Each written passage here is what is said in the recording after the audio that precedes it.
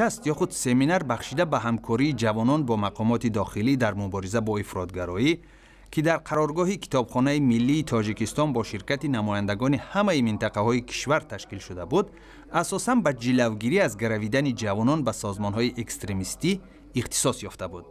وزیر امور داخلی تاجیکستان رمضان رحیمزاده در آغاز این نشست گفت عین حال بیش از 200 نفر از شهروندان کشور در جنگ‌های سوریه اشتراک دارند و اکثر آنها افرادی هستند که فریفته وعده‌های پای در هوا شده حیات خود و بعضاً حیات اهل عائله‌شان را نیز در خطر گذاشته‌اند.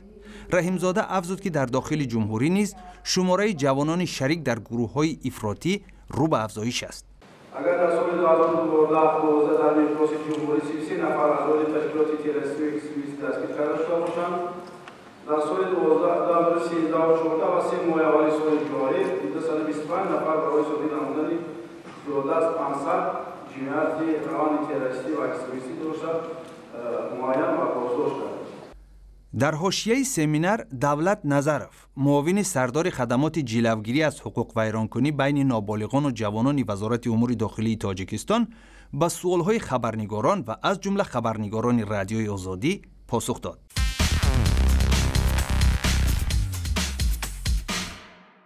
ابتدا خبرنگاران از پالکوونیک دولت نظرف پرسیدند که آیا در میان جوانانی که با اتهام عضویت در گروه‌های افراطی و ممنوع بازداشت شده اند فرزندان منصبداران دولتی هم شامل هستند؟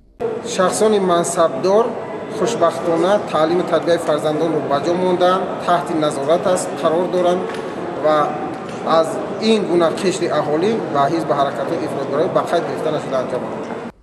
سوال دیگری خبرنگاران این بود که آیا جوانان با کدام راه و وسیله به سازمان‌های اکستریمیستی جلب می‌شوند؟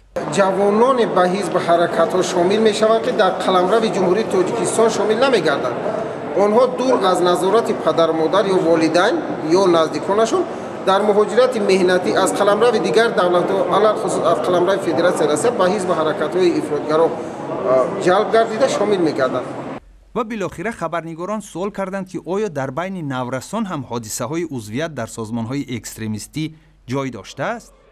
خوشبختانه این زمان تا حالا از طرف مقامات‌های قدرتی به قید گرفته نشده است گرویدن نابالغان به حزب حرکت‌های افراطگرایی، لیکن متاسفانه از طرف جوانان کشور هست. تشکر به سوالهای خبرنگاران دولت نظرف، معاون سردار خدمات جلوگیری از حقوق ویرانکنی بین نابالغان و جوانان وزارت امور داخلی تاجیکستان پاسخ داد.